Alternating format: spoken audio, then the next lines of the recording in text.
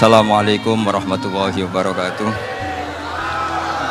Bismillahirrahmanirrahim. Allahumma sholli wa sallim ala sayyidina Muhammadin wa ala alihi washabihi asma'in nama ba'du. Sedanten ingkang kula hormati wabil khusus teman bapak kula Kiai Haji Agus Ali Masyuri, beberapa kiai yang tanpa ngurangi rasa hormat saya hormati semua. Ini ada beberapa Gus. Ini saya ngaji insyaallah seperempat jam. Seperempat jam nanti yang menghisap Gus Kausar berapa Gus? 10 menit. 10 menit.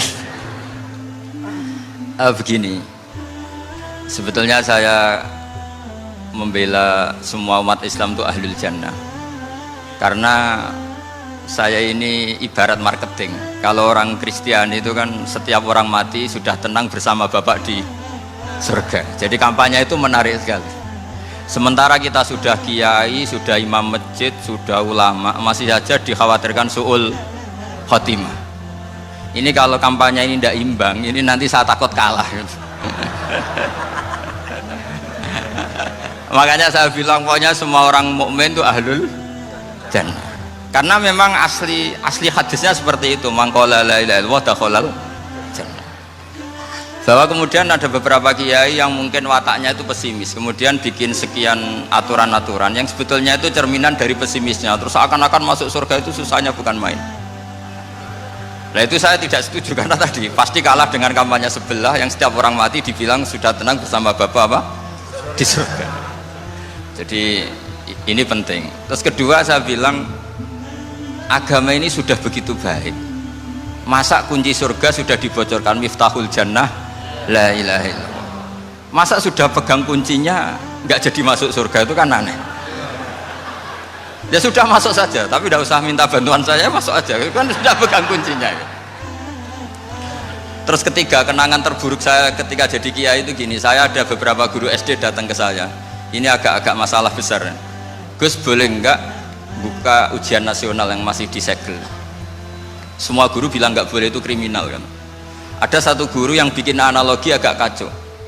Boleh saja, wong ujian di kuburan saja dibocorkan para kiai nggak apa-apa.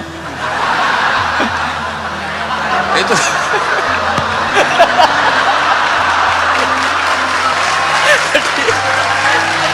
tapi ini kriminal ya. Perhatian kepada kiai, nggak boleh memukul pemateri.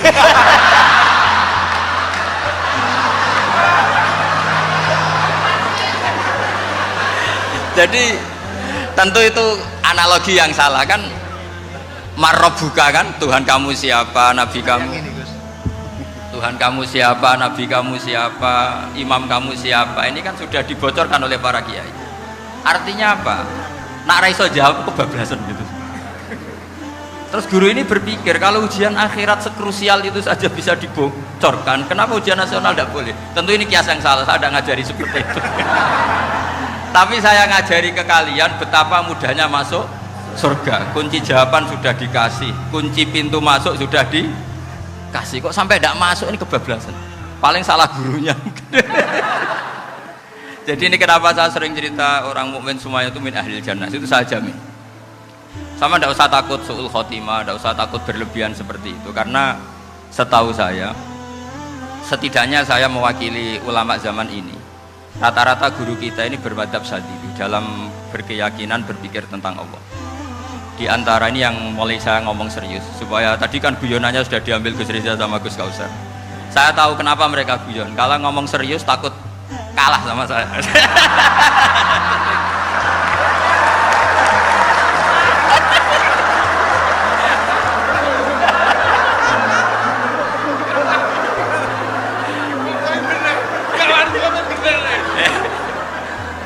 Karena saya ini sudah terkenal pemikir serius, jadi artinya itu satu kepintaran mengalihkan.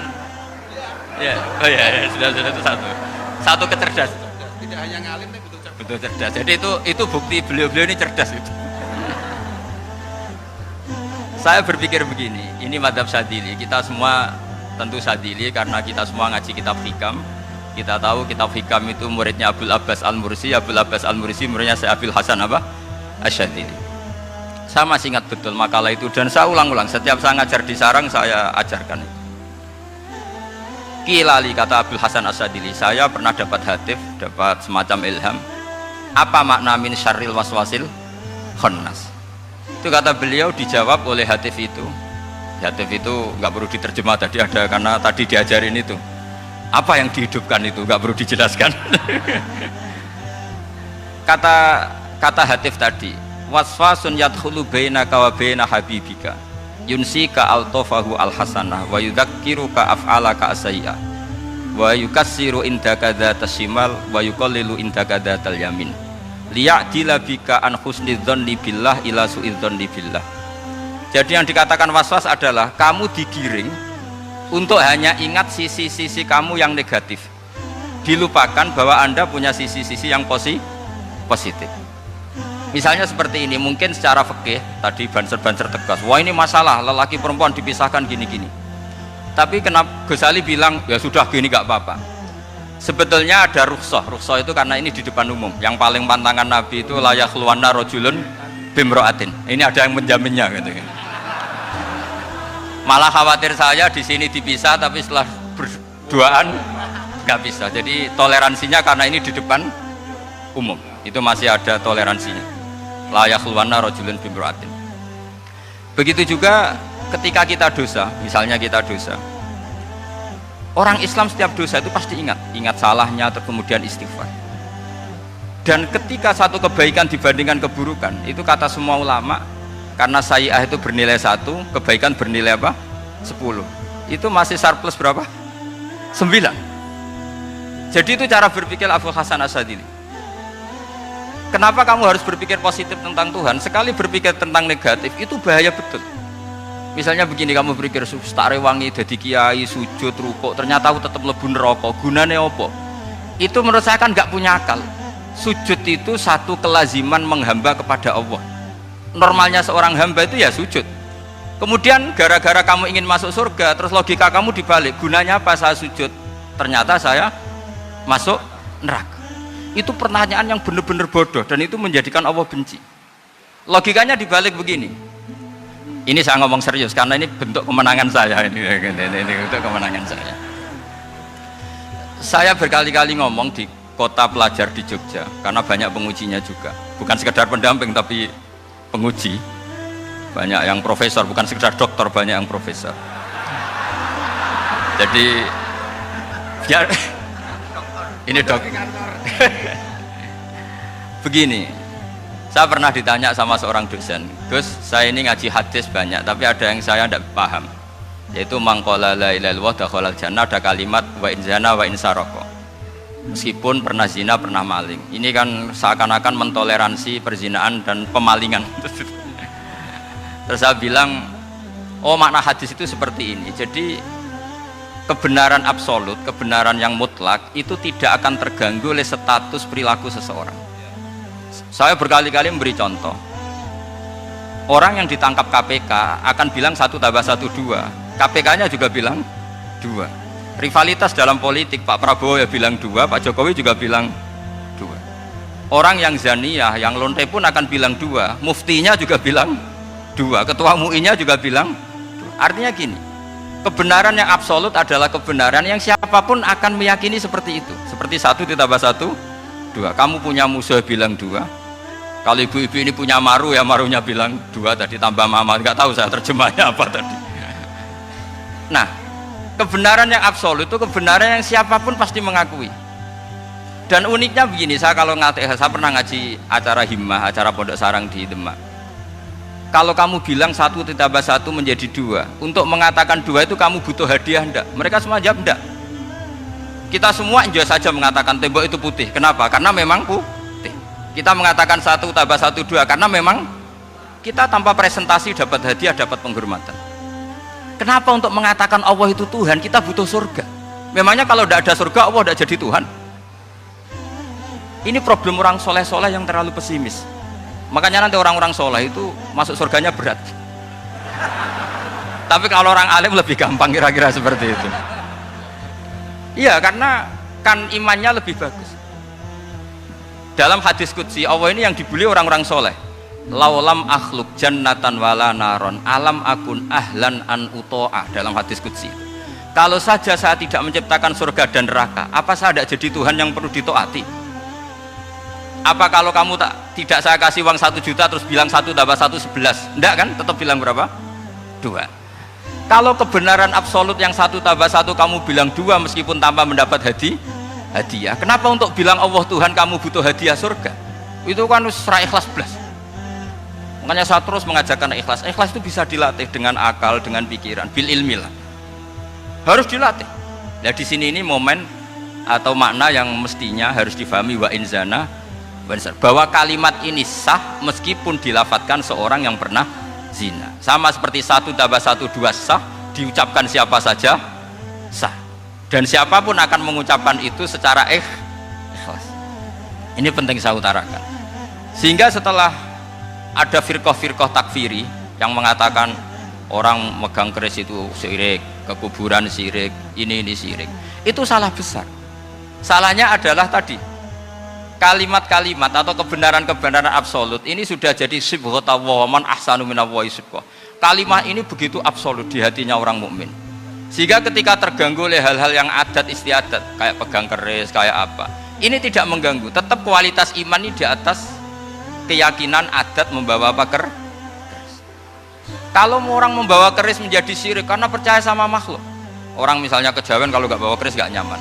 Orang kota itu kalau nggak bawa ATM juga nggak nyaman. Itu tidak dihukumi syirik. Kamu pergi lupa bawa HP nyaman enggak? Enggak, kenapa tidak dihukumi syirik?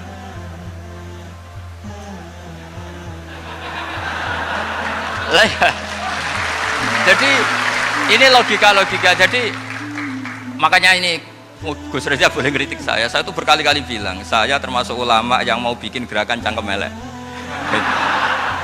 Karena nanti kalau saya nisbatkan ke Rasulullah itu tidak pantas karena Nabi ahsanan nasi khalqaw wa khuluqa. Tapi saya siap jadi bempernya Rasulullah Shallallahu Alaihi Wasallam.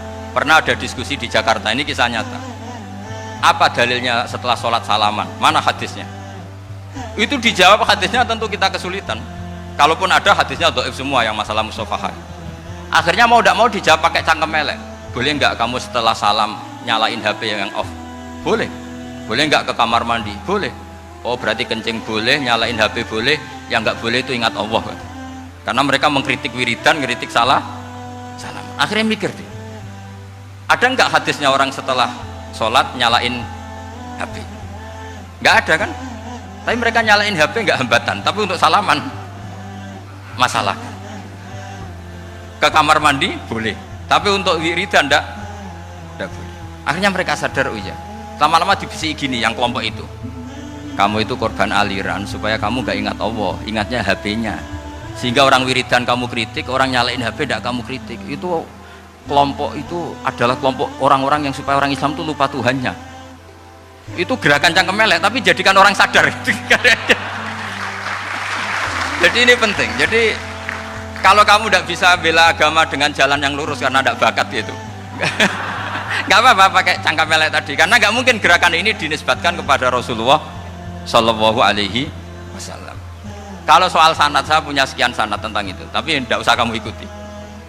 Ada orang tanya, ya Pak Kiai, kalau setan dibakar di neraka panasan enggak? Ya panasan. Lo kan setan dari api, ngapain harus panasan? Kan materinya sama. Kak Kiai tadi gak kesulitan, dia ngambil pasir disawero di wajahnya. Wah sakit Kiai, kamu kan dari tanah, kena tanah kok. Jadi itu ada sekian, artinya gini ya, kalau kesulitan jawab pakai baik-baik ya sudah pakai cangkem elek itu aja kan. Nah, tapi tentu kan gerakan ini tidak mungkin dinisbatkan kepada para nabi. Tapi saya pastikan meskipun nggak bisa dinisbatkan kepada para nabi dari segi cangkem elek tadi, tapi secara semangat itu sama. Saya punya sekian contoh. Bener Gus Riza tadi gojok saya sengawur-ngawurnya itu masih punya sana. Itu pas saya ngawur pun masih punya apa? Sana. Nabi Ibrahim itu ketika faja'alahum juzatan illa kabiralahum itu si berhala paling besar dikasih kapak. Ketika mereka geger, ini siapa yang berhala-berhala kecil? Kata mereka, sami'na fata yadhkuruhum yuqalu lahu Ibrahim. Ya kira-kira Ibrahim lagi. Terus setelah Ibrahim didatangkan, siapa yang melakukan ini semua? Ini jawaban Nabi Ibrahim, bal fa'alahu kabiruhum hadza. Ya tanya yang bawa pedal, saya kan tidak bawa. Terus kata orang-orang, otak kamu itu di mana? Masa berhala disuruh nanya, kan nggak bisa ngomong. Ibrahim kembalikan, uffil lakum walima ta'buduna min dunillah. Lalu otak kamu di mana? Sudah tahu nggak bisa ngomong kok disembah gitu. Itu ada kata uffin loh. Uffin itu kalau diterjemah kira-kira ya agak-agak jancuk gitu. Kira-kira seperti itu. Ya kira-kira seperti itu. Jadi Sekarang dalilnya jancuk apa bisa?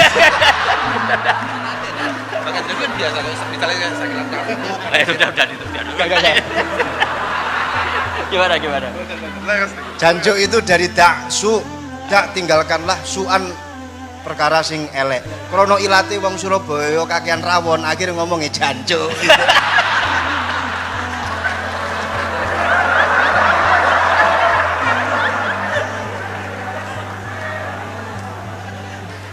Jadi mulai dulu melawan kebatilan itu harus pakai logika yang vulgar.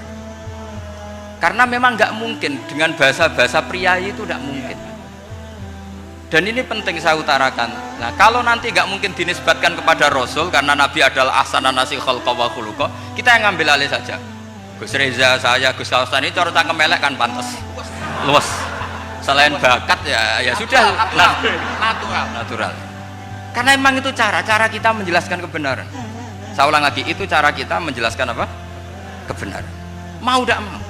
Saya pernah ditanya sama seseorang, Gus, beberapa nabi itu kan poligami itu bukti hipersek. Karena yang tanya itu orang nasionalis yang nggak pati senang Islam. Terus tak balik tanya, perempuan itu makhluk lemah enggak? Ya lemah. Kalau nolong lama satu itu gimana? Ya baik. Kenapa nolong dua jadi tidak baik? Harusnya kalau nolong tiga tidak baik. Tapi saya tidak dukung poligami. Nah, ini cerita. Setidaknya mereka jadi ingat. Saya itu pernah ditanya agak-agak orang ateis. Dia benci Islam tapi neliti Islam. Pertanyaan kedua, kenapa dalam perang itu seakan-akan Nabi itu perampok? Hartanya orang kafir disita kemudian menjadi ghanimah. Itu kan kayak ngerampok. Terus saya tanya gini, kalau ada penjahat ke rumah kamu kemudian pakai senjata api, setelah kamu ringkus, itu senjata api kamu kembalikan apa kamu sita? Oh ya saya sita, kalau tak kembalikan dipakai ngerampok lagi. Ya sama seperti itu, kalau kekuatan mereka dikembalikan akan dipakai kekuatan mereka lagi. Jadi ya lagi-lagi ini kemenangan orang serius. Karena nanti guyonnya sudah dintekno sama Gus Safa sama Gus Riza. Nah, kenapa saya ngajar begitu rileks, begitu santai? Karena pikiran saya sederhana. Fa innal uqula muttarratun ila qabilil haq. Akal sehat pasti dipaksa menerima apa? Kebenaran. Sehingga kebenaran itu tidak usah kamu ngomongkan secara serius, secara tidak perlu. Kebenaran itu mudah diterima. Saya itu pernah ngaji berkali-kali di Jogja di mana-mana sampai ada buku seorang dokter nulis tesisnya itu bangga lagi menjadi muslim setelah ngaji saya itu. Karena saya menerangkan itu ringan. Orang Islam itu harus mencintai Allah. Ciri utama cinta itu tidak tegang, rileks. Saya bilang begini, kalau kamu pernah 1 tahun digratisi orang rumah, makanan, kamu kira-kira itu mudah nggak mencintai orang yang berjasa sama kamu minjemin rumah dan kasih makan gratis? Mudah kan? Apalagi kita ini mudah mencintai orang yang minjemin mobil 1 tahun, ngasih rumah 1 tahun, apalagi selamanya. Kenapa kita tidak mudah mencintai Allah yang memberi kita bumi, air, oksigen, semuanya kita dikasih Allah? Akhirnya mereka mikir, wong mencintai seseorang yang ngasih dalam durasi 1 tahun saja mudah, apalagi mencintai Allah yang ngasih kita tanpa batas. Itu disebut walladzina amanu asyaddu hubbal lillah. Orang mukmin itu mudah sekali mencintai Allah. Caranya dilatih tadi. Kita mudah mencintai orang yang berjasa sama kita. Kenapa tidak mudah mencintai Allah yang tentu jasanya lebih besar? Nah, karena akhir-akhir ini banyak orang yang terlalu nazir, terlalu apa? Kata Nabi kan basyiru walatu nafiru yasiru walatu asiru. Sehingga saya bikin gerakan. Pokoknya semua orang mukmin pasti masuk surga. Nanti soal ada kesalahan-kesalahan kecil yang menjadikan orang su'ul khotimah itu sifatnya kehati-hatian. Jangan menjadi hukum. Hati-hati itu tidak menjadi hukum. Kalau kamu nyupir hati-hati itu bukan berarti pasti kecelakaan, enggak. Hati-hati itu ya hati-hati saja, tidak menjadi hukum. Ini penting saya utarakan karena kubu sebelah kampanyenya sudah tadi, setiap mati mesti tenang bersama Bapak di surga. Sementara kita mau kampanye, kamu sholat tidak mesti diterima, haji tidak mesti diterima, jadi kiai tidak mesti masuk surga. Coba kalau kita kampanye gitu terus, yang mau jadi muslim itu siapa? Jadi ini sudah tak perhitungkan matang-matang saya milih mazhab seperti itu. Ya ini saya pikir sudah, ini pembandingnya supaya punya waktu. Saya suka sekali. Nah ini yang sesi terakhir ya, sesi terakhir. Saya akan cerita fikih karena Nyun sewu Gus, ada iklan sebentar dari ibu-ibu, pentolan mic kurang dekat ke mulutnya Gus Baha. Sehingga suaranya tidak terdengar sampai ke belakang. Oh, gitu, pentolannya didekatkan Gus Oh, ke mulut. ini kalau ngomong konotasinya itu mesti nyerempet. Sudah apa ya? Sudah ahlinya di situ.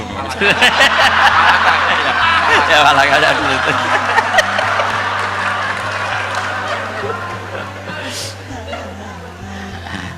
Dalam sesi terakhir saya cerita pentingnya pembanding.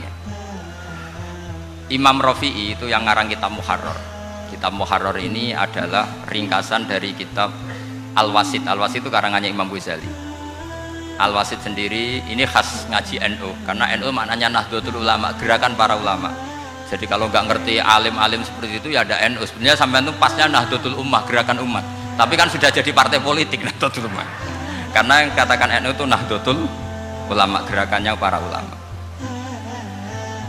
Imam Rafi'i itu berpendapat sujud itu cukup pakai baduk, pakai jidat. Itu dalam kitab Muharrar. Wal asoh anna sujud yasihu mau cukup biwatil jabhah. Ketika Imam Nawawi mentasih kitab Muharrar namanya Minhajut Thalibin, itu mengkritik Imam Rafi'i. Kata beliau sujud itu untuk sah harus melibatkan 7 anggota, karena berdasar hadis umirtu an asjuda ala sapati a'zumin, yaitu al jabhah wal yaden warubaten wal kodamen, yaitu jabhah 2 tangan, 2 lutut dan 2 kodamen. Akhirnya saya ngecek di kitab asli, Imam Rafi'i termasuk Ashabut Tarjih dan Imam Nawawi. 2 orang ini khilaf. Kan nggak mungkin kita sebagai mushahihnya, karena yang khilaf ini 2 ulama besar, satu Imam Rafi'i, satu Imam siapa? Nawawi. Kita tidak bisa hanya ngikuti Fathul Mu'in yang mengatakan idza khtalafan Nawawi war Rafi'u quddiman Nawawi, tidak bisa, karena Imam Nawawi ini sering nginduk sama kitabnya Imam Rafi'i karena senior Imam Rafi'i. Setelah saya cek di kitab kitab asli Mamba ya, satu sumbernya semua madzhab apa? Syafi'i. Ternyata Imam Syafi'i nak ngedikan hanya begini. Wa uhibbu, saya suka setiap orang Islam sujud itu melibatkan 7 anggota karena itu aman, pasti sah. Tapi wayah tamilu, kata beliau, tapi mungkin saja sujud hanya watul jabah itu sah. Kenapa kata Imam Syafi'i?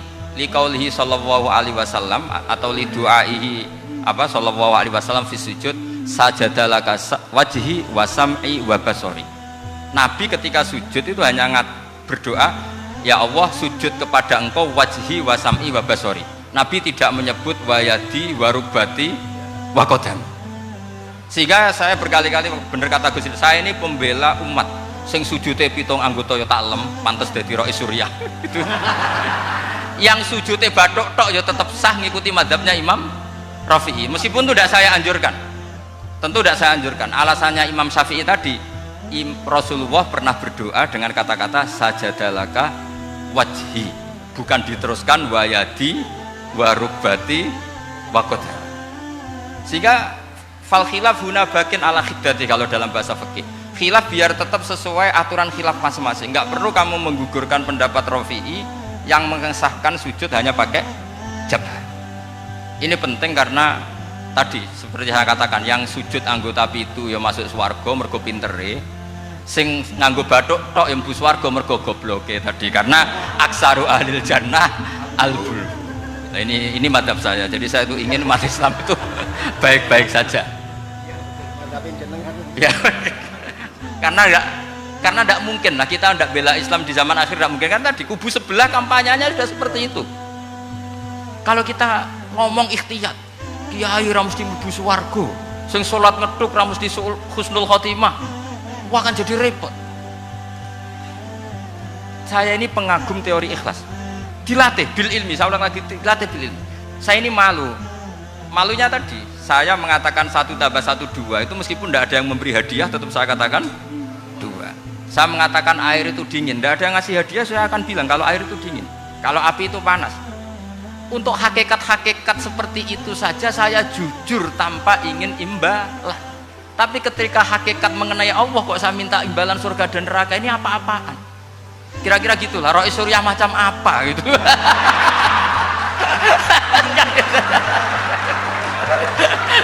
Ya saya kira demikian. Assalamualaikum warahmatullahi wabarakatuh. Waalaikumsalam warahmatullahi wabarakatuh. Alhamdulillah. Baru kali ini ada seminar yang dikritik terus sama pemateri itu pendampingnya. Mestinya pembandingnya. Tapi luar biasa para milenial semuanya, Masya Allah, terlihat wajah-wajah surga di majelis ini. Walaupun toh yang hadir tidak semuanya milenial, ada post milenial juga di sini. Ada yang Gus dan juga ada yang Kiai. Kalau Gus biasanya kan masih bisa tolah-toleh, kalau Kiai harus fokus. Tapi yang paling fleksibel di PWNU Jawa Timur, yang paling enak itu adalah beliau, Kiai Haji Agus Ali Mazhuri. Enaknya pripun? Dadi Kiai ya iso, dadi Gus ya iso. Itu posisinya paling enak di antara pengurus-pengurus yang lain. Tepuk tangan untuk beliau, enggak apa-apa. Langsung saya buka pertanyaan. Yang ditanya 2 orang, jangan pendampingnya. Yang ditanya 2 orang. Kalau enggak Gus Baha, Gus Kausar. Saya hitung sampai 10, enggak ada pertanyaan, kita tutup dengan doa. 1, 10. Ada yang 2 mawon nggih, pertanyaannya 2. 1, monggo. Yang perempuan, saya ingin yang perempuan, monggo. Sudah 2. Silakan.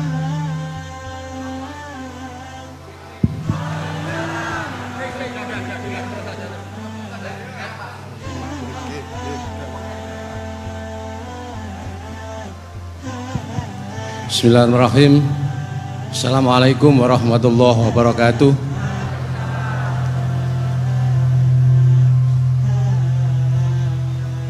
Yang saya ingin tanyakan kepada Gus Baha, saya itu sering ngaji lewat YouTube panjenengan Gus.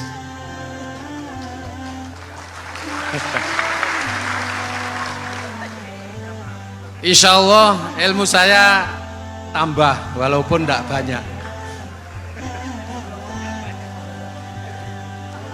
Yang saya tanyakan, nopo ilmu kula niki barokah? Yang pertama, karena saya ngaji lewat YouTube panjenengan, saya tidak izin. Untuk itu hari ini saya izin panjenengan, mudah-mudahan ilmu ingkang saya dapat dari panjenengan niku saged barokah niku Gus. Terima kasih. Wassalamualaikum warahmatullahi wabarakatuh. Waalaikumsalam warahmatullahi wabarakatuh. Langsung mawon Gus nggih, yang satunya dulu. Ya Pak Haji. Oh gitu. Monggo Gus. Itu tetap barokah dan kebaikan itu mah nggak perlu minta izin. Kalau kebaikan minta izin jadi repot. Jadi kalau dalam kitab fikih disebut iktifaan bil idzni syar'i, karena syara akan selalu memberi izin sama kebaikan. Itu udah hanya masalah YouTube sampean. Tadi melihat wajah Gus Ali ibadah, pamit dulu. Nanti kalau ada orang alim lewat mau lihat juga pamit dulu. Lama-lama mau baca sholawat, ya Rasulullah pamit dulu mau baca sholawat. Jadi semua kebaikan itu cukup iktifaan bil idzni syar'i. Ya jelas ini ya. Oke, terima kasih. Jangan lupa pulsane tuku dhewe lek ndelok YouTube. Wifi-nya juga jangan nyolong. Harus passwordnya izin kepada yang punya wifi.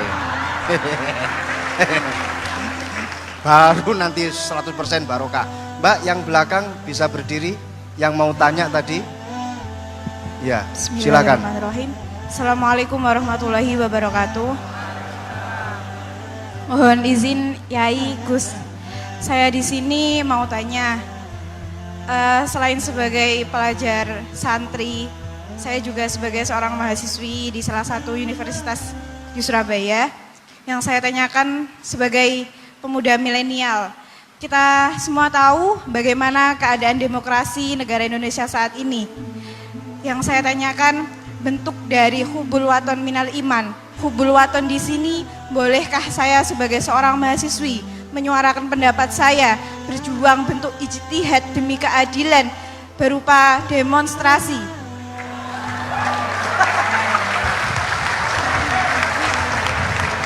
Ngapunten, yang saya tanyakan di sini bagaimana menurut Gus, apakah saya melakukan demonstrasi ini sudah baik atau sangat baik atau mungkin perlu dikaji kembali? Terima kasih. Wassalamualaikum Terima kasih. warahmatullahi Waalaikumsalam wabarakatuh. warahmatullahi wabarakatuh. Hubungan antara demonstrasi dan hubbul wadon minal iman.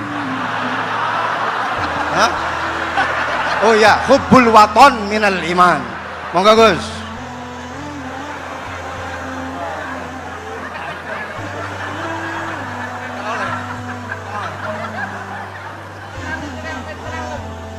Ini benar-benar ahli. Begini kan, demonstrasi itu kan makna pokoknya itu kan apa? Memperlihatkan. Makanya demonstrasi kekuatan maknanya ya show, ya, memperlihatkan satu apa? Kekuatan.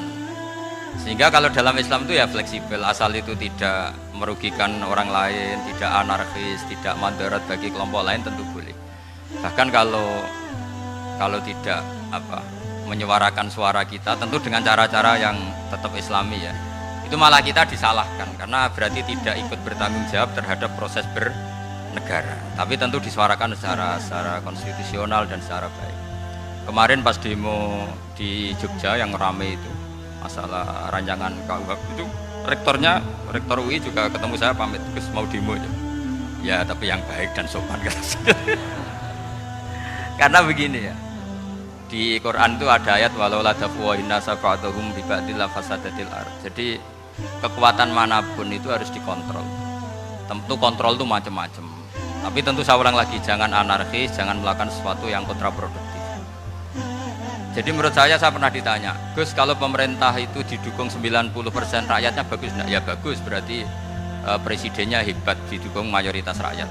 Kalau hanya 55 ya bagus, presidennya biar tahu, biar hati-hati karena dipilih separuh lebih sedikit gitu. Lah kok bagus semua? Ya emang harapan kita sama Allah semuanya baik semua, kata saya gitu. Jadi susahnya apa sih kita melihat sesuatu itu, asal agama ini kan gampang, asal tidak maksiat itu baik. Asal gak maksiat itu baik. Ma khuyyira Rasulullah baina amrayni lakhtara aisarahuma ma lam yakun isman. Jadi demo itu bukan, nah kalau demo yang diharamkan sebagian fatwanya ulama tentu yang maknanya yang anarkis. Kalau yang dihalalkan tentu maknanya yang tertib. Itu biasa dalam hukum fikih. Rasulullah ngendikan A, mahmalnya seperti ini. Rasulullah ngendikan B, mahmalnya seperti ini. Karena kadang ngendikannya Nabi cara zahir itu berlawanan. Misalnya Nabi ditanya, amal paling baik apa ya Rasulullah? Nyaur utang gitu. Karena biasa yang ngemplang mungkin yang tanya itu tukang. Tapi kadang Nabi jawab birrul walidain. Kadang jawab as-sholat li awwali waktiha. Karena penanyanya ini beda. Gimana? Ya, takor atau sholat kata beliau. Kan gitu. Jadi ini penting saya utarakan karena zaman Nabi itu ya biasa Nabi misalnya ngendikan sesuatu itu. Terus ada juga sahabat yang memperlihatkan pendapatnya, tapi tidak niat bantah. Masyhur itu dalam tarikh. Saya beri contoh yang masyhur itu. Nabi pernah sholat duhur itu 2 rakaat. Sebagian riwayat mengatakan asar, tapi yang lebih kuat itu duhur. Setelah 2 rakaat Nabi sholat, itu akabiru sahabat papan atas itu tidak ada yang ngendikan karena mereka sopan semua, tahu etika. Setelah Nabi pulang sudah dekat pintu, ada sahabat yang berdiri. Ya Rasulullah, aku siroti sholatu amnasita. Ini sholat model kosor apa engkau lupa? Tapi sahabat yang nggak tanya ini niatnya malah lebih agak-agak buruk. Baguslah kalau sholat terbaru 2, berarti besok ya 2. Karena pakai teori nasah mansuh, berarti hukum itu pakai yang terbaru. Jadi gayanya tidak tanya, tapi lebih sama. Mungkin yang setuju undang-undang tadi ya tentang rumah tangga, kalau istri gak mau dikumpuli tetap dipaksa, nanti suaminya bisa dilaporkan pengadilan gitu. Saya pasti mikir saya bukan masalah pengadilannya, pasti istrinya cantik. Kalau jelek kan gak mungkin dipaksa. Ini ketularan ya. Jadi saya cara berpikir tuh, jadi tak pikir lucunya saja, bukan pikir serius. Ketularan ya, sudah ketularan ya. karena keburukan itu mudah nular. Akhirnya Nabi kembali lagi, enggak, kullu dzalika lam yakun, semua itu enggak terjadi. Tapi Nabi sebagai orang yang sangat, ya sebenarnya enggak boleh dibahasakan, sangat demokratis, sangat bijak. Nabi kembali lagi ke mimbar terus tanya, ahakun maqalahu dzulyaten, apa betul yang dikatakan dzulyaten tadi? Kata sahabat semua, betul ya Rasulullah, tadi engkau sholat hanya 2 rakaat. Nabi kemudian takbir lagi, meneruskan 2 rakaat terus salam. Artinya kalau demonstrasi itu dengan makna mengutarakan pendapat dengan cara yang dijamin konstitusi, ya itu kan normal-normal saja, nggak ada masalah.